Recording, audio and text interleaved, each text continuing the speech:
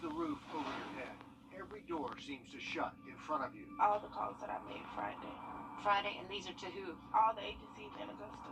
Every place there to help, instead a dead end. She's called all the shelters going and down. just nobody would answer, or they said they were full? They said they were full. The systems that we had in place to address the needs prior do not fit the needs now. Augusta families facing homelessness and barriers. Tonight on News 12 at 6 o'clock. Investigate TV is here, digging deep into the topics that matter to you. Watch Investigate TV, Saturday nights at 11:30 on News 12. Closed captioning for News 12 is brought to you by Kenneth Nugent. From the station that's on your side, this is News 12, first at 5. Giving you a live look over the Calhoun Expressway this afternoon on what's shaping up to be a really lovely night. We're going to check in on our forecast heading into the weekend. It'll be here soon. And law enforcement agencies say they are in the middle of a staffing crisis right now. Nearly 20% of officer jobs in South Carolina were vacant in January. Almost a third of entry-level positions were unfilled. State House reporter Mary Green joins us in Columbia, where state leaders are calling to increase pay to try to combat this. So, Mary, what's behind all these openings right now? Well, Richard, Laura, a comprehensive review into pay at state law enforcement agencies found they're experiencing what they call a triple threat right now. Fewer people are applying to open jobs, more officers are quitting before they reach retirement, and a growing number of officers are approaching that retirement age. State leaders say the most direct action they can take to recruit and retain more officers is to pay them more. We extensively and comprehensively measured the pay of our officers and found in many cases that it was inadequate, that they had not been complaining, but still it was inadequate. So we are here to rectify that today. Today, the governor and state law enforcement leaders backed pay raises included in the House of Representatives budget proposal. It would increase the minimum salary for state law enforcement officers to $43,500, or give them a 5% raise, whichever is greater. This is specifically for Class 1 officers who are certified through the academy and can arrest people. State administrative leaders explained this would make these state agency positions more competitive with what local law enforcement agencies are paying. New minimum salaries would be higher at the state's 4 largest agencies, which they say puts them more in line with what officers at similar agencies in neighboring states receive. The proposed investment in state law enforcement personnel would be extremely impactful and would pay dividends for years to come. Now, this entire proposal to raise the pay for those Class 1 officers would cost the state about $18 million a year. Now, they're also proposing raising the minimum salaries for corrections officers at the Departments of Corrections and Juvenile Justice. Those would also cost about an additional $20 million a year. Reporting live from the South Carolina State House, Mary Green, on your side.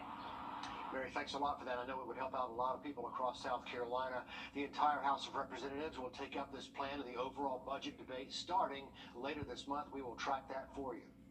Taking a live look outside, pretty amazing that they're just going right into harm's way. The retired Marine plans to provide reports from the ground, and his wife hopes to volunteer in local hospitals. A risky business, though.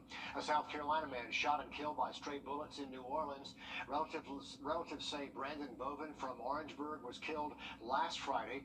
One of his brothers says detectives told him, the family, that he was in his car, Bovin was, at a hotel parking lot when people in 2 other vehicles started shooting at each other. It was one of 2 incidents where people visiting the city for Mardi Gras celebrations were killed by stray bullets. The other was a teenager from Texas.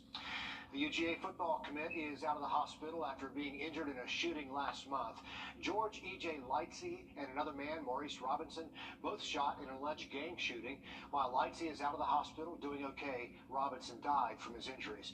This all happening in Fitzgerald, Georgia. Now, the police department says 2 men are behind bars, charged with aggravated battery, assault, and criminal gang activity. They say to expect more arrests in this case. South Carolina's Attorney General is joining a nationwide investigation into TikTok. The investigation is focusing on the impact on younger users. Officials argue the app is associated with physical and mental health issues that are hurting kids and young adults. So now attorney generals across the nation are looking at whether the company put the public at risk by violating state consumer protection laws. An interesting case that we will continue to follow. Brave stars hit the water for the celebrity fishing tournament. Even out at the lake, they're thinking about the lockout. That's ahead first at 5. And high temperatures tomorrow will be a little bit cooler for us, staying more seasonal in the 60s and 70s. Record highs, though, for the weekend. That full forecast coming up. Time and temp. 99. The spring market at the marina starts up this weekend, and it'll be open on Sundays through May the 29th. Local vendors will have spring-themed items, everything from hair care to jewelry to children's toys, pottery, something for everyone. It's really a lot of fun out there. This could be a great place to find a gift for Mother's Day or maybe Easter coming up. That market will be open from noon until 4, and it's all happening at the 5th Street Marina. Good time, especially when the weather cooperates, and we certainly hope it does as they start their season out there. Let's have a first check-in now with First Alert. Thank you, Riley. The Atlanta Braves adding a couple more local stops on their tour with that World Series trophy.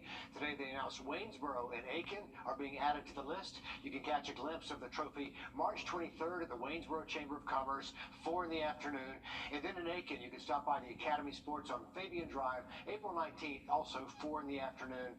The other local stops include the Evans Town Center Park, April the 5th, the historic Thompson Depot, April 21st, and of course the Augusta Green Jackets opening homestand, SRP Park, April 22nd. A ticket is required there for the baseball game. And Braves Hall of Famer Chipper Jones is as upset as anyone about the lockout in Major League Baseball. He was on Lake Lanier for the Academy Sports Celebrity Fishing Tournament, and reporters caught up with him yesterday. Yes, they did. Former Atlanta Brave and Atlanta Falcon player Deion Sanders was there with his son, and former Hawks player Dominique Wilkins as well, so all stars. Chipper Jones weighed in about the current situation at the MLB. I haven't been close enough to the negotiations to really know what the sticking points are. I know the players have some concerns as far as arbitration and whatnot, and obviously the owners feel like they're spending too much money on players. So, you know, until that gets ironed out, we're not going to have baseball, and that stinks for everybody. Indeed. Travis Hunter won that fishing tournament, by the way. He's a defensive back from Sewanee who's headed to Jackson State. Travis caught a 9-pound, 1-ounce striped bass. He also won $5,000 to give to charity. Can you imagine how competitive it was on the water with those guys out there? Oh, yeah. They don't like to come in second. Nobody wants to lose that one. Amazing turnout there.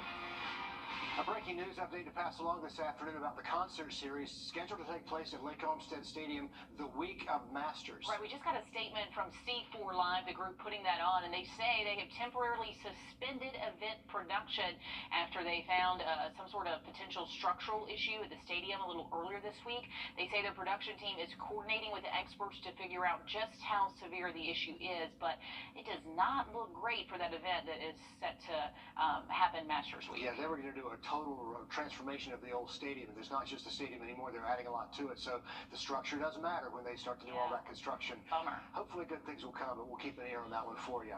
Let's talk about a spider that can use their web like a parachute to ride the wind. This is like horror movie stuff, right? But that's not the only reason they're spreading. How the Joro spider is taking the East Coast by storm. First at 5. Creepy enough? The live eye camera demo. There was a sound in the breeze, a song from the trees that whispered through the night. Just an ordinary place, but I held you just in case we travel to the end of time. And I know that I love you. I hear you singing in my mind. Around us keeps us rainy Wednesday, Thursday. There's much more ahead. First at 5, the family of a Bamberg woman desperate for answers after her mysterious death in New Orleans. What we know about this investigation coming up after the break. First at 5.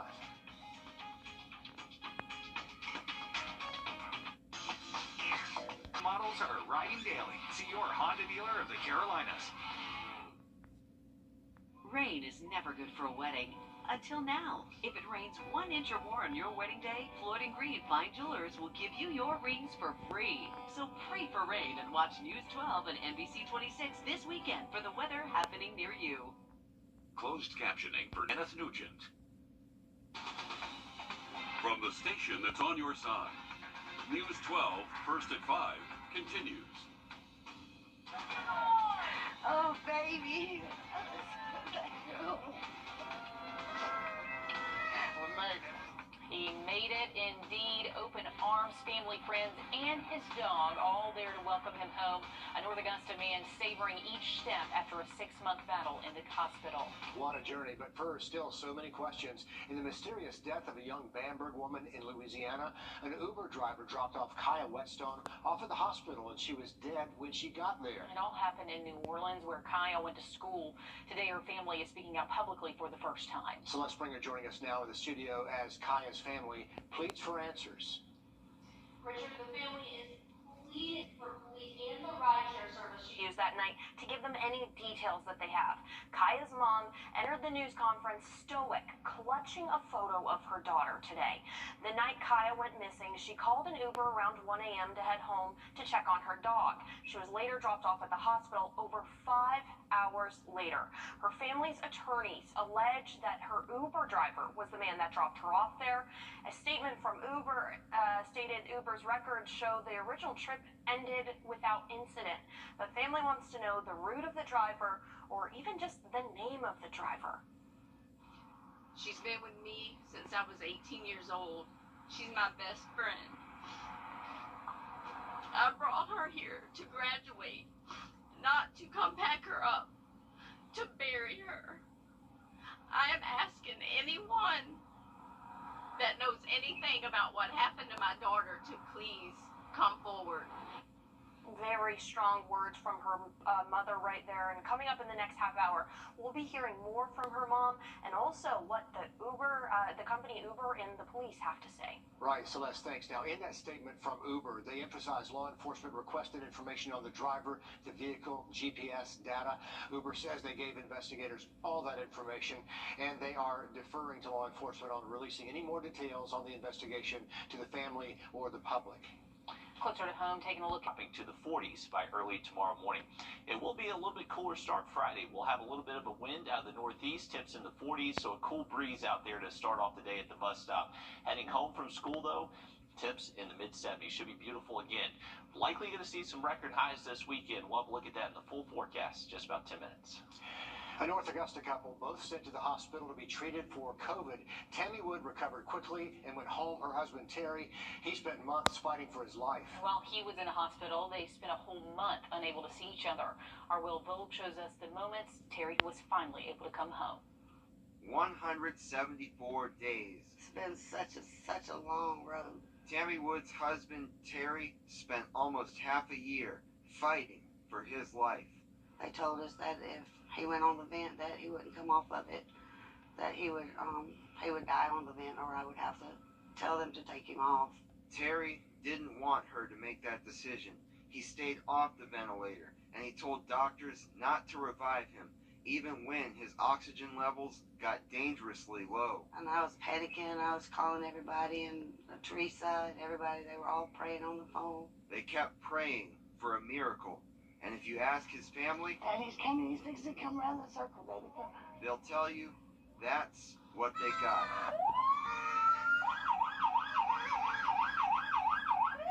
After nearly 6 months, Terry Wood is back. Oh, baby. Thank you. We made it. All those nights in the hospital, he dreamt of this. Coming home, seeing his dog Danica again, and walking on his own. That's what kept me going. 6 months is a long time to be in a hospital for anything. But through that long journey, he never gave up. You know, I kept my faith and knew he wasn't keeping me good for this long without a good outcome. After a lot of fighting, a lot of praying, it's the outcome they wanted. Terry Wood is back from his 174-day journey. Prayer work. Prayer work is believe. In North Augusta, Will Volk, on your side. And it looks like home is already pretty good medicine for him. So, such good news for that family. Terry says he does have some damage to his lungs, significant damage. He doesn't know how long it'll take to completely recover. But he is up to the challenge, and ultimately he says he is just happy to be home. Yeah, the dog's pretty happy about it, too. Yeah, it's been a long time for those belly rubs. Mm-hmm. Okay, blighted buildings, overgrown properties, abandoned homes, and parks where no one is playing.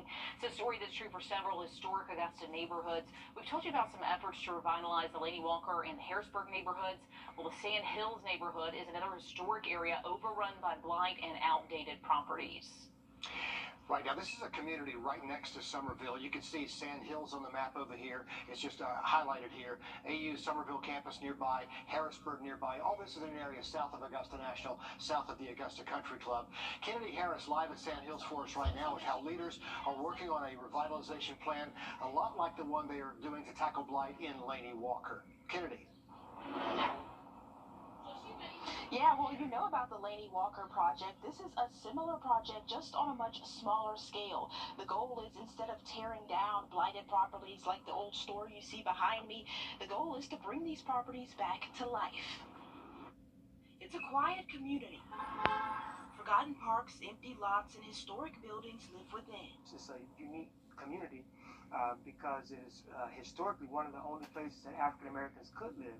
But now blight has taken over, dulling the once vibrant streets. For quite some time now, this neighborhood has not gotten love that it needs and the attention that it needs. Commissioner Johnson pushed for the master update plan to be approved in commission this week. He says it all started back in 2004 with Commissioner Lee Beard. Unfortunately, he passed away, and that plan did not come into fruition.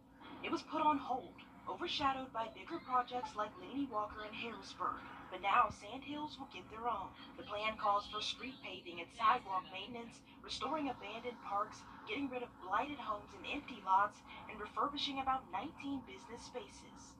This is not a plan that would push folks out and allow gentrification to happen. This is a plan that's going to be done with neighbors, that's going to be done with stakeholders, because at the end of the day, we want Sand Hills to be beautiful because they deserve it. Holding on to yesterday while growing towards tomorrow. And Commissioner Johnson says within the next 4 to 6 years, you'll start seeing some progress here in Sand Hills. I know a lot of people have been looking forward to that, Kennedy. Thanks. Now, the next step in all this is meeting with people in the community to talk about the needs. Funding not fully sorted out yet, but it may involve some money from the American Rescue Plan. Kennedy, thanks for staying on top of this one for us. Temperatures will feel a little bit more seasonal to record highs. We'll have a look at that full forecast next. And music fans, local musicians have a chance to help create an archive of all those bands that have played here in Augusta and across the Peach State. We'll tell you how to join a new project. Time and Calling all local musicians, Georgia-based magazine Chunklet is looking to scan any and all Augusta band posters from all decades and genres of music. All the posters will be registered in the state archives with credit, of course, given to the designers. Great idea. This local production company, Alma Presents, is helping organize the project. We caught up with the organization's owner, Coco Rubio, at Gransky Records today to find out more. It's a collection of posters and flyers that we want to do for an upcoming book by a writer named Henry Owings. And Henry did a book about Athens, Georgia, and the music scene there, and a collection of flyers and posters there. His new book, he's going to expand it, and he's going to do the whole state of Georgia. So if you're interested in taking part, you can swing by Gransky Records, downtown Augusta. That's coming up Sunday, March 27th, with one of your old band posters or flyers. They'd love to see it. And what a great idea to collect those things. Some of those are like artwork anyway. To have them all together in one place is great. Think of all the talent that came out of Augusta. That's really pretty neat. Yeah. Hey, those are the big things that draw the crowds. You got to see the poster of the artist and everything, draw you to it, and very cool stuff there. But remember yesterday when I was making a big deal about the 48-degree temperature swing? Yeah, huge swing. So today was 49 degrees. What? Even worse than yesterday. Absolutely incredible. So 2 days in a row now, kind of the biggest temperature difference I've ever seen here. Or better, depending on how you look at the It weather. is so hard dressing children for school in the morning. I mean, I put on like 4 layers this morning. You don't know. You never know. I think really the weirdest thing about it is just Bushfield. It sits in a valley away from the city, so it's always just one of those spots that gets much colder than other areas. And if you actually look behind me, that you can actually see the almanac for Daniel Field was back to the war in Ukraine coming up. How Facebook, Google, Apple are all keeping Russian propaganda off your social media channels. When you lose the roof over your head, every door seems to shut in front of you. All the calls that I made Friday, and these are to who? all the agencies in Augusta. Augusta families facing homelessness and barriers. Tonight on News 12 at 6 o'clock. The live And the cost of Apple products has skyrocketed in Russia. Some people are selling their devices for thousands of dollars more than they used to sell brand new. Closer to home, Aiken Fest kicking off today at the Western Carolina State Fairgrounds. The event runs through March 13th, giving you just over a week to make your way there with the family. $5 will get you in, but kids under 5 are free. Unlimited rides for $20 during the week, $25 on the weekend. Gates over there open at 5 o'clock on weekdays, 1 o'clock Saturday and Sunday. Organizers say there are about 20 rides for kids. There's vendors, games, food, you name it. Looks like a good time. All the fun festivities. We're already starting to see views not too different from this one behind us, and while maybe pretty, it's not all fun and games for everybody. Yeah, first alert, meteorologist Anthony Carpino live in the studio with us with what to expect regarding pollen and allergies, because it feels like springtime has all of a sudden landed in the last few days. Yeah, it definitely has felt like that, Richard. So let's bring the tree inside, our Bradford pear. Some of these have actually really started to open up, and we're seeing a lot of those white flowers. But of course, with that comes all the pollen that you see around me. And we're going to be talking about more of that as we head through the next couple of days. Fortunately, tomorrow our temperature is going to be a little bit cooler, but we're back to the mid and upper 80s by this weekend. And that is really going to make all of those flowers start to bloom. And eventually, all those flowers will go off, and we're going to be seeing those nice green leaves. But let's talk about what we can expect for the forecast as we head into this weekend. Very high levels of pollen both Saturday, Sunday, even lasting through Monday. The relief in sight is going to be closer to Tuesday, where we are going to watch a chance for a few scattered showers, and that is going to help drop those pollen levels just a little bit more. But the other factor in all of this pollen is going to be that wind. So we can see that wind starting to pick up as we head into portions of tomorrow. That's also going to stay true as we go through portions of Saturday, Sunday, also expecting those winds to stay anywhere between about 10 to maybe even about 12 miles per hour. So a little bit of that wind will help with all of that pollen move around a little bit more. Here's a look at what we can see with those temperatures. 83 on Saturday, warming up to the mid and upper 80s. We might even have to bump these up a little bit more. They're talking about record high temperatures for portions of Sunday as well as on Monday, guys. A rain shower does become a pollen wash this time of year. Anthony, thanks for the update there. Laura? The Major Rager is returning this Masters Week. The performance will come back April 9th. Tickets go on sale tomorrow at noon. They start at $30, and you can catch this at the Sharon Jones Amphitheater. A portion of those ticket sales will go to the Hale House Foundation. Riley? Well, for tonight, temperatures will be cooling down into the 40s, so a little bit of a cool start to our Friday. I'm going to look at the weekend forecast just after the break. If you've been injured... Experience Grammy-nominated global music sensation Celtic Woman on their all-new tour, Postcards from Ireland, March 8th, Bell Auditorium. Tickets on sale now at AugustaBroadway.com.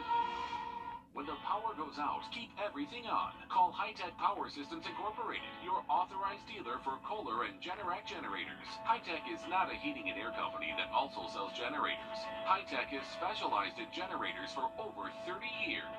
If you need a generator, call High-Tech. It's the best investment I've ever made. So don't wait for an emergency. Call today for a free consultation and assessment. High-Tech Power Systems Incorporated, locally owned and serving the CSRA since 1986. Our first alert commitment to you is now 5 meteorologists, all the tools, the latest technology, and the largest team of 5 meteorologists. News 12, NBC 26 First Alert Weather, on your side. Just into our newsroom, we're hearing about a crash with injuries in Aiken County, and it's blocking a road. It happened at the Augusta and Belvedere Road area, so you avoid that area if you can. The crash reported just before 5:40 this evening. Again, Augusta and Belvedere roads. This is Aiken County. That road runs right there between Belvedere and Clearwater. Well, current look outside of our Grovetown cam, we're getting